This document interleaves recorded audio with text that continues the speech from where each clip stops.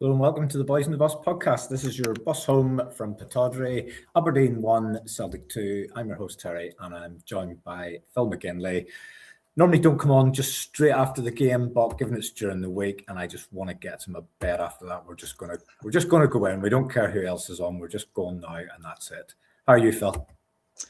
Not too bad. A few more grey hairs on my head after watching that.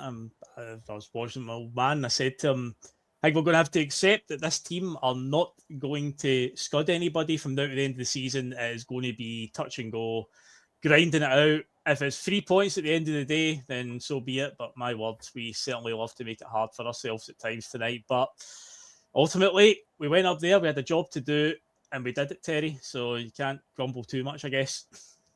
Yeah. You know what to do, guys. If you enjoy the show, give us a like, give us a share, hit the bell, all that jazz. Phil, we didn't learn anything that we didn't already know. This team isn't very good at football. Our title challenge is just hanging by a thread from week to week.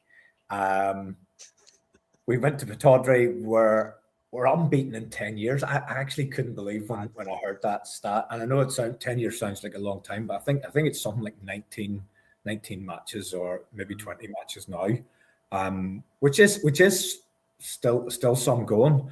But I was hoping, especially when we got the early breakthrough tonight, I was hoping it would give us a chance to get a few goals back on Hearts, because that's still a massive concern to me, that goal difference. Yeah. And at the minute, 5 points is 6, because of the superior goal difference. And you're not looking for 5s and 6s, but even if you'd managed to get a three goal victory there and start to make some inroads into that, you want the goal difference to be reasonably close, because once we get into that split, when you're playing against each other, if Celtic play Hearts and they happen to turn in, I don't know where it would come from, but an absolutely amazing performance and win 3-0 or something, immediately that's a 6-goal swing on the goal difference. So as long as you're kind of close for when that split happens. But Phil, we'll start as always with the lineup. Bit of a strange one tonight because the lineup wasn't actually the lineup, but we look at what the original lineup was. So same back 5 as played against Rangers at the weekend. Hitati and McKeown come in. Yang keeps his place on the right-hand side. Tierney comes in on the left, and Svanchara comes back in again at centre forward. So he's made quite a few changes there. Again, where's Iheanacho? No Paulo Bernardo. Anthony Ralston, who did come on. Didn't he come on in Stuttgart? He's bombed out of the squad.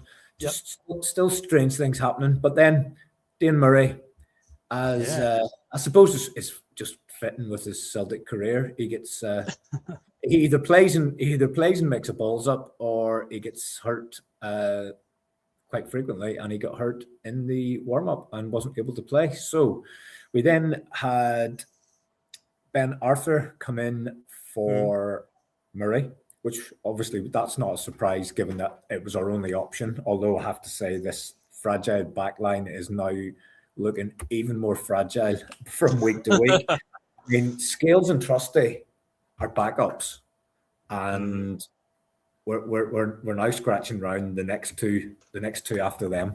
We'll talk about Ben Arthur's performance and how you felt he played. I suppose the biggest shock of all was Mvuka. Mvuka then got brought onto the bench to replace. That's right, yeah.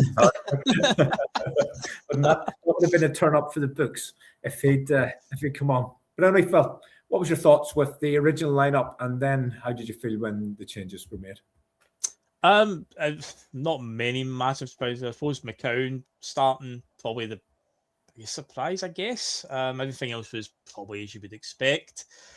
And yeah, the span on the works of Dane Murray getting injured and Benjamin Arthur coming in. But as you say, it was the only option we had through the middle after the weekend there, and we've discussed it obviously the last few days about the number 9 position. The out and out forward. It seems like we've not got a great option at all, no matter what we do.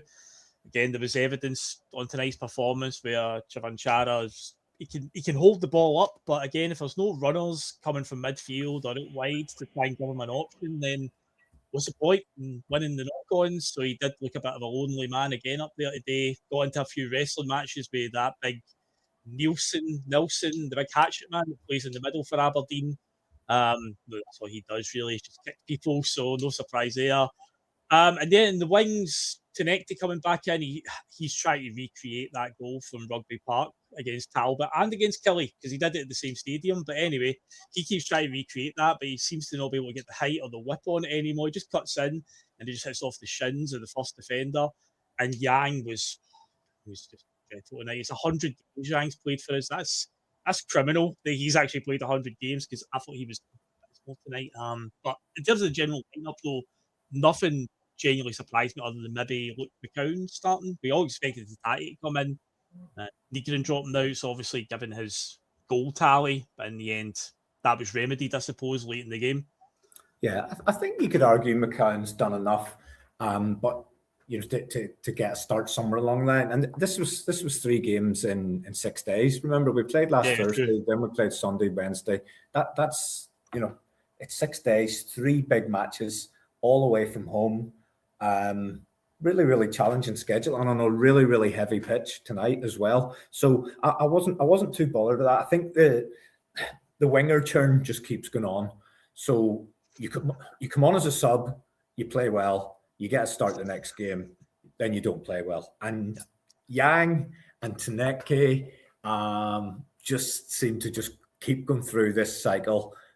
They get left out, then they get a cameo 15, 20 minutes, look amazing, then they get brought in again, and then you get the kind of performances that you got tonight. I don't know how Yang lasted as long as he did. Tierney, he was slightly better than Yang, not an awful lot. Svanchara, I'm a little torn on this, right? And I know the more popular view within the support is that he's useless. I think he serves a purpose. I think he can hold the ball up, but he also was built. There was some good football that he was involved in. It wasn't just a case of they were lashing the ball up to him all the time. There was some stuff along the ground where they were kind of using him as a wall, and the likes of Tati and McGregor were playing quick 1-2s off him and stuff like that. But I keep saying the same thing every single post-match. We need a centre forward that's going to score goals. And Thomas Svanchara, for me, couldn't score in Bonnie Blues Bang Bus, to be honest with you. I don't see him scoring the rest of the season. He doesn't even look like scoring. He's not even getting attempts on goal. I do like some of the stuff that he does. Now, I thought he could have been really clever tonight, because Nielsen was booked quite early on. And he'd already had a warning when the two of them were at a corner kick. Mm-hmm. He then got another foul after that, and I just thought if Svanchara could really have just rile him up kind of, and Svanchara get involved in a situation where they both get a yellow, that would have been one for Svanchara and then the red for Nielsen. But we didn't get there. Sinisalo kept his place. Martin is still going with the line that Casper is ill. Mm-hmm. I have to say I'm not totally convinced around this. It may well be the case, and the chances are it probably is. I'm not going to call Martin a liar, but I just think there's maybe a scenario where he's spat the dummy out, and he's had to be left to cool off for a couple of games. I don't know. It'll be interesting to see now the next 2 lineups. There's an argument for the weekend that Sinisalo, you can play him again on the basis he would have been the cup goalkeeper. Yeah, that's right. It's a cup game, so it's interesting that dynamic. That kicks the can down the road till the Motherwell game. Then Sinisalo, Phil, I have to be fair. I thought some of his distribution was quite poor tonight. Agreed. 3-4 times he gave it away. There was an absolute harem-scarum moment where he placed the ball into Hitati's feet, and Hitati's got about 3 men around him. However, one moment of real quality, I think it's probably the first one where he's pulled off a save that if he hadn't made it, you probably would have said That was a great hit. It was an excellent save. It was right at the start of the second half, wasn't it? Second half. Yeah, it's literally the replay that's on my screen right now. They're showing it. Kevin Nisbet's header. Schmeichel does not save that. In the current state that Schmeichel's in, he does not get up and save that, because that is a homer. He probably doesn't move. He probably does the scarecrow and just stands there with his arms out like that. But what I have to say as well, to be fair, Sinisalo has gone with what I call it the wrong hand. He's done the Schmeichel as well with the right hand. Do you know, when I saw the replay and I looked at it and I went, he's went for his hand, and the first thing that came to my mind was, Tierney will like that one. He's went with the right hand and he saved it. I know, but listen, if he keeps them out, he can use whatever arm he wants if he keeps them out. I just think it looks terrible if you're going for it with that arm and it ends up getting into the net.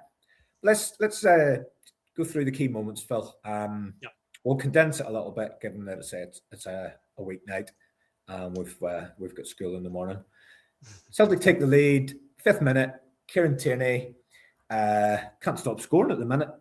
One of our top scorers this season, and I know people have questioned the level of Kieran Tierney that we've brought. If you look at his numbers in terms of games played, goals, and assists, he's done okay. He's done okay, and he's keeping out a really, really, really good player in Sriracha. But I'll go to the goal. Luke McCowan.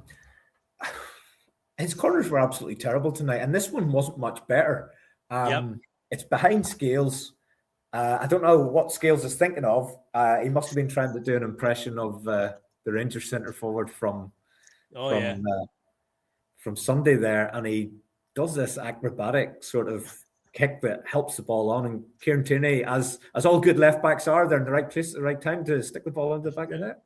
Yeah, second top goal scorer or something this season. But no, when I saw it play out, I was like, there's no way we've rehearsed that at all. That was just total improvisation, just because, it wasn't a great corner. But just somebody gets on the end of it, and Kieran Tierney, the man of the moment right now. In terms of his stats, I think I mentioned this to Liam last week. There was a tweet down the round saying that his contribution so far this season, which I now think is up to 16 goal contributions, assists and goals, is better than any season that Greg Taylor had in a Celtic shirt. And, there's a lot of fans that rave about, Greg Taylor. People even saying Kieran Tierney is a downgrade on Greg Taylor. But no, his stats this season show that despite the absolute lackluster performances we've had this season, the carnage that's going on at this club, Kieran Tierney has actually been a consistently good performer and amongst it all. So it's just a case of the only issue he's had is just being fit to play a full 90 minutes. He doesn't seem to last it, but he hasn't had any actual major injuries as well along the way this season that's kept him out for a prolonged period. So that's something that he's managed to avoid as well. And the output that he's putting into the game right now is excellent. We can't really fault it. And nice finish tonight. Says 2 goals in a matter of days. So maybe he'll pop up again on Sunday and get a goal too. Every chance. I think there was then a period, Phil, of about 10 minutes where I thought we were good and we really popped it about.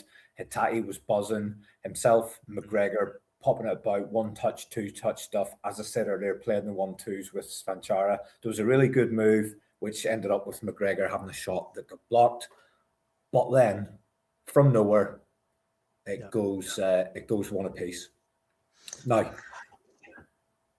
I'll let you tell me about the Scales challenge, and then I'll take it back a bit to what I think was the original error in the move.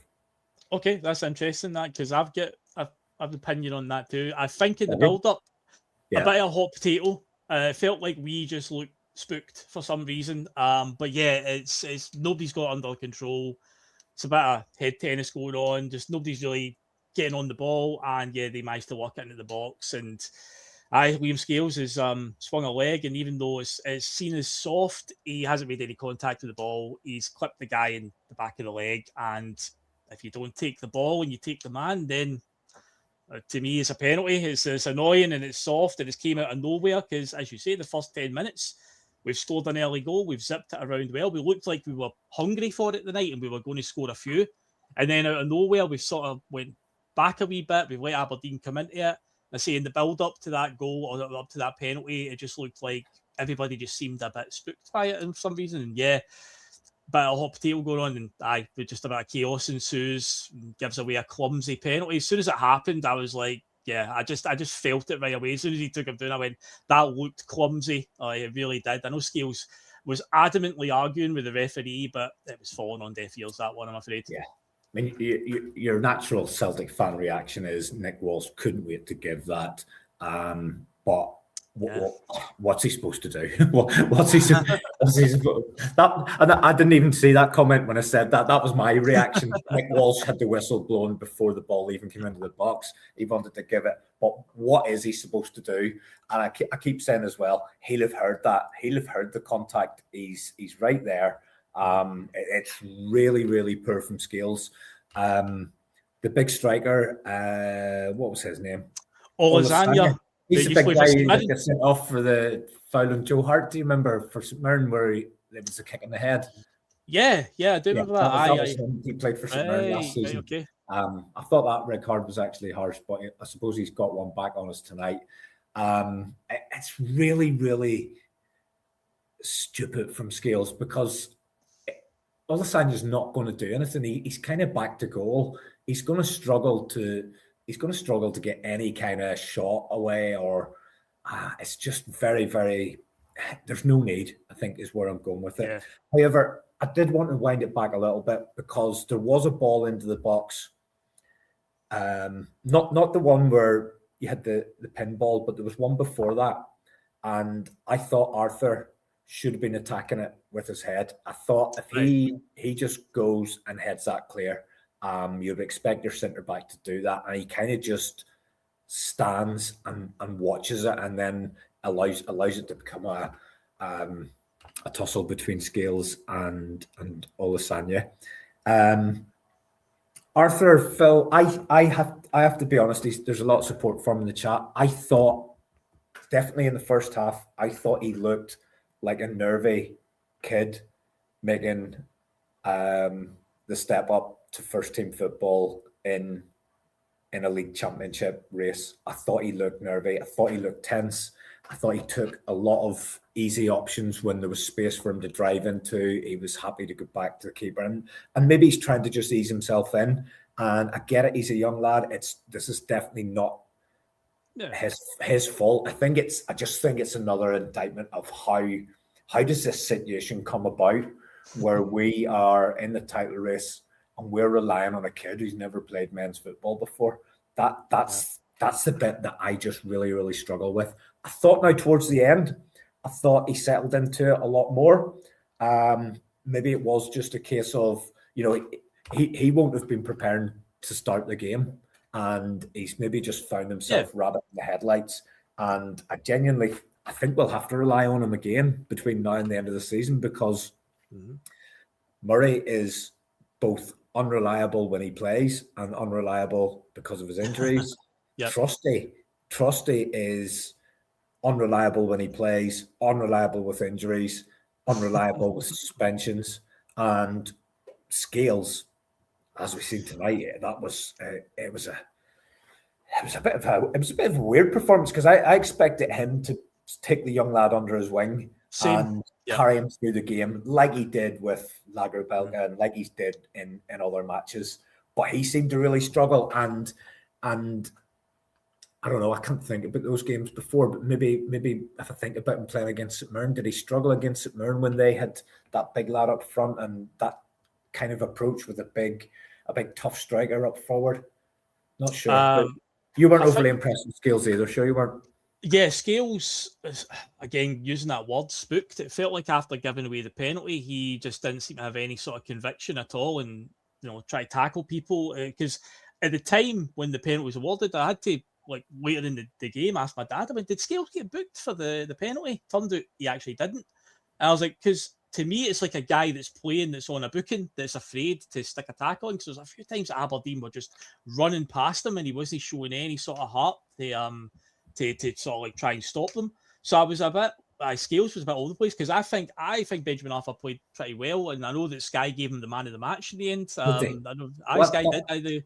They gave him the man of the match award. So, but again, it was talking about what you're obviously saying, obviously he didn't know he was going to play, so he's been put in. And you're probably right. There probably is an element of, right, I just need to keep it simple here. And see, from my point of view as a fan, I kind of like my defenders to keep it simple. I'm not a huge fan of this whole playing out from the back and playing out of danger. I know you were saying, obviously, there was moments where there was space to drive into and that is obviously the way that Celtic play and the way most teams in world football like to play. But sometimes I'm just like, see, when you've got a bit of a high press up against you and you're under a bit of pressure, I don't mind if a defender just does the simple thing and just clears his lines, because we seem to be the ones that bring it on ourselves at times. It's not a case of teams when they score against us, it's because they've played some brilliant football. It's because we've caused some kind of clangor at the back by messing about. So I was actually quite impressed with Arthur overall, just keeping it simple. And yeah, as the game did go on, I did think he did grow into it. His confidence was obviously up. And after, again, looking at him tonight, I'm like, it just begs the question that why has he been sort of getting the Simpson Pusey treatment up to now? Because he showed that he's capable enough. And yeah, Scales in comparison, I thought Scales was just a bit erratic tonight at times. And yeah, he was, as I say, he was playing like a guy that was on a booking, even though he wasn't on a booking. So yeah, I was a bit confused by Scales' performance, but we got away with it in the end. But yeah, a few heart in the mouth moments at that back. I'm with Chill Pill on this one. I don't see a way he was man of the match. I've maybe been a little bit over harsh on him, but there's no way he was man of the match. So now I have strange views on football, but for me, there was only one player who was man of the match there tonight, and he was head and shoulders above every single person on the pitch, and that was it. For me, that's just my view on watching the game. Martin had seen enough, Phil, after that save from Sinisalo. We created a chance from a corner. Scales, he has to score, to be honest, and it's an at least get it on target. It's an absolutely terrible header. Yeah. But Martin's seen enough. He makes a couple of changes. Maida comes on for Svanchara, and Negrin comes on for McKayan. I thought there was something very strange then, because he waited a few minutes and then he made another two. Why do you not just make the four? Because at that point, you've got 25 minutes, 30 minutes to go. You don't need the game to be stop-start. I just don't understand why he just doesn't make the four in one go. But Forrest comes on then along with Sriracha. Tierney goes off, and I think it was either going to be Taneke or Yang. I think it was supposed to be Taneke, and then he's had a change of heart, and he's maybe forgot Yang was on, and then decided to go for him. And Benjamin Negrin sends out a message to Martin O'Neill. Hiya, Martin. I'll let you off tonight, but do not leave me out again. Did you run towards Martin doing that by any chance? But no, I don't know because I was doing a roly-poly over the top of the coach. At that stage, I didn't see what I done. Just doing what he does best. Again, we keep talking about what a weird player he is. Everything he does outside the box, pretty bang average to terrible. But when he's in that 18-yard box, he just finds himself in the right place at the right time. James Forrest does well, obviously, a cool head. Compared to, Yang, what he did when he was on the park, got nothing out of him. Forrest is only on like a matter of minutes. And yeah, he's involved in setting up, plays a nice wee ball just in the Negrin's path, stabs it into the net from 6 yards out. My first thought was initially, because again, VAR ruins everything. I was like, this better be onside. It did look too easy. It just felt like we've struggled most of the night. We've just went and scored a tap in like that. There must be a catch to this. But my word, there was a heart in the mouth moment. But at the same time, there was a penalty incident just before the half that we didn't touch on, and it's we didn't. Yeah, because I felt that was a penalty. I felt it was the boy Milne. I think he's handled it. I think it's clearly hit his arm. Right away, he's put his hands behind his back. It reminded me of the very, very first VAR game in Scotland where we had the Jambos at Tynecastle, beat them 4-3. And the boy Smith. Michael Smith, wasn't it? Michael Smith. And James Forrest flicks it against his hand, and his first reaction was to put his hands behind his back like that, like, oh, what's the wee ref? I didn't do anything. So whenever they do that, that's a sign of guilt because he knows he's hit it with his arm. But of course, they did review it, and then Nick Walsh is like, oh, no penalty. So that's what it is. But then the offside decision comes up, and my word, it was tight. It was really tight. Yeah. Come back to the penalty. I think it was a penalty. When I seen it live, I thought penalty. The players' reactions are a dead giveaway. and you could see the young lad, he pulls his hand right in behind his back. Callum McGregor's adamant it's a penalty. I fully expected VAR to call Nick Walsh over, I have to say. And I'm not one for wanting them all. I'm not one for wanting them when they're not a penalty, but I've seen that given against us. Yeah. I think quite a few times actually. And I'm surprised there wasn't more made of it by any of the commentary team or any of the guys in the studio. Even Sutton said his hands by his side. His hands by his side at the end when he's pulled it back in again. Yeah. But no, for me, I was looking at penalty based on what has been classed as a penalty kick in Scottish football. I'm looking at penalty for that. And then fast forward to the lines getting drawn from the first couple of angles that you get to see. It looks offside. And I'm expecting it to be ruled out. Just again, as we did previously, just wind back a little bit. You picked it up from the moment Forrest got the ball and crossed for Negrin. I take it back to Hatate because he had the vision to pick out Araujo. I give him credit too because I think he's seen the headlines. He was thinking about letting one fly, and he was able to resist and give it to Forrest, who was in a better position. But I've just stopped the Sky coverage there. I want to pick it up when I get off. But Boyd's reviewing the blue line, the thin blue line that was drawn. But see, there was two Aberdeen defenders basically along the 6-yard line. I think it was I don't know what players was, but number 23 and number 21. The 21's out towards Forrest, and it's him. Because originally when I saw it, I didn't even notice him at first in the first replay. I'm looking at the guy right next to Reegan, and I'm like, well, Reegan's clearly in front of him. We're in trouble here. I didn't even realise the guy at the far side is the one that they've measured it against. I still fully expected it to be disallowed, I have to say. But when you see it from the other angle, that they then show a little bit later, then there's well, I won't say clear daylight, but there's enough that they would have had to give it, I think, is where we'll leave it. There wasn't an awful lot after that, Phil. I felt as if we kind of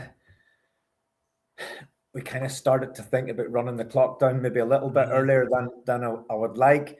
I kind of had this feeling, even though I didn't see the Rangers Motherwell game, I seen the last 5 minutes of it after the Celtic game that night, and it kind of felt like Rangers were trying to close that one out. I kind of got the same feeling tonight, and there was a flurry of corners coming into our box, and I was just worried about them. The commentator's voice was getting more high pitched, and you can just play it in your head before it happens. You can see it playing out, but fortunately, we managed to see it through. And see, even though I said we were kind of running it down, we did have quite a few good chances in that sort of latter period. And again, if you lose this league by a goal or by a couple of goals, I mean, Maida's gone clean through and he's hit the corner flag.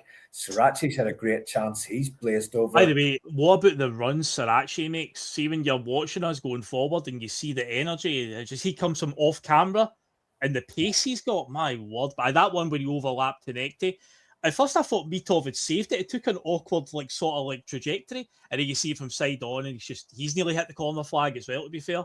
He done nearly fit. Yeah. But we've come through it, Phil. Just one other thing I want to pick up. We'll not look ahead to the Rangers game. I'll leave that for you and Liam on Friday night. I'm probably okay with a break from the league, to be honest.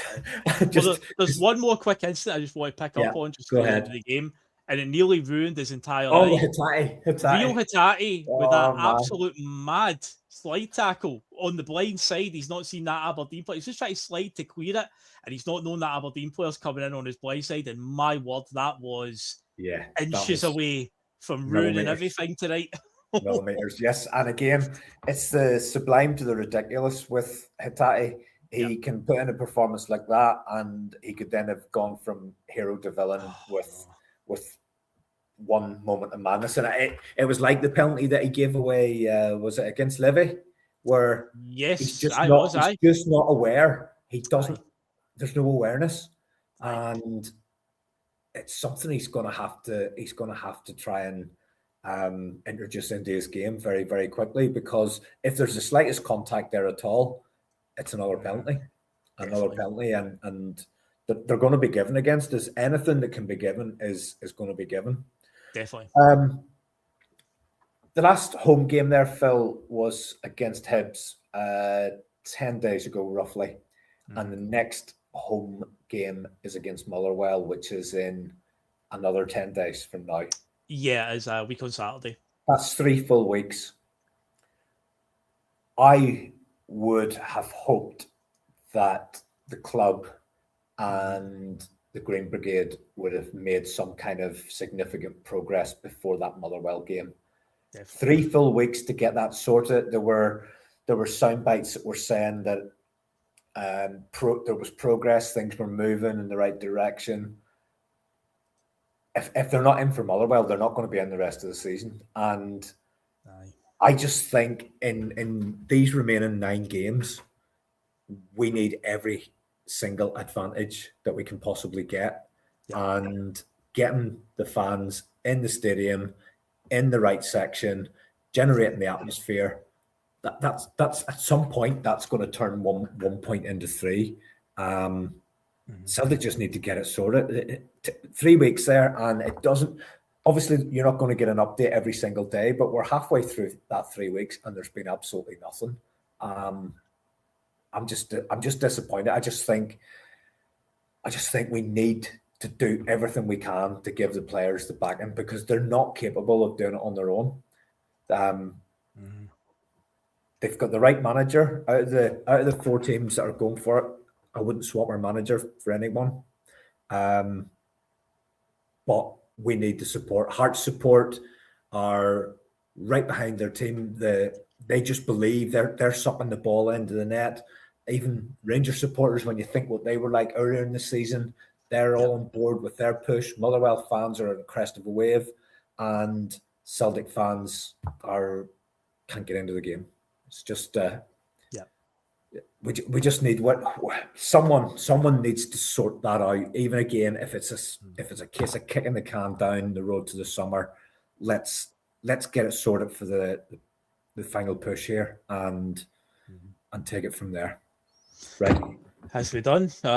Motherwell is not going to be an easy game at all. They've got their own agenda and they've got their own, aspirations this season, because they are definitely out of it. I would fully expect them to beat Dundee on Friday night. They play their game in hand, because both of them. Is that home or away? That is at Dens, I do believe. But again, I would still expect Motherwell to beat them, because no away game is easy for any team. It genuinely isn't. And see the likes of Hearts going to Livy and Kilmarnock. I'm expecting them to drop points. I see every single away game as a banana skin, unless you assert really early and you break the other team early. The crowd get up for it. The team get a bit of momentum, a bit of confidence. That's why I felt tonight when we got that early goal that we could really go on and put in a statement performance. And that's what kind of frustrated me about the penalty, because it was such a needless thing to do. And over the pace, I know Aberdeen were swinging in corners and stuff. I know there was the brilliant save by Sinisalo, but really they only really looked a threat from if they were going to get a set piece. That's the only time we really felt they were going to score. Yeah, we this season have been pretty poor on set pieces. Remember there was that period around about December, funny enough, under Wilfred Nancy, where we kept conceding off corners. So it is something I don't think is gone away. Might have slowed down a little bit under Martin, but yeah, there is still always a danger there, because our set piece output is not anywhere near as good at all. So it's always a danger. But yeah, I do think Motherwell will probably get the result. I'm always working under the pretense that these teams are probably going to get a result. But you're right to say that, Dundee, for example, are not safe right now. So they will be fighting for their lives down there. I think they're just above Kilmarnock, or is it Aberdeen that are above Kilmarnock right now? In fact, there might be St Mirren, actually. Sorry, I think St Mirren are actually struggling down there. But yeah, Dundee have got to obviously, try and stay up. They're far from safe. So they will make it difficult. But again, I'll go to the assumption that Motherwell will win. But either way, when they do come to play us, they're going to have a say, I think, in where the title's going. I think out of the 4 who are up there at the top right now. Motherwell are the least likely to win it, but they'll definitely have a say because we're going to have to go to Fir Park after the split. So are Hearts. I think Rangers will have them at Ibrox, but even at that, I think Motherwell only lost 1-0 there with the last time they went to Ibrox. So, I think they're going to have a very strong hand in how this goes.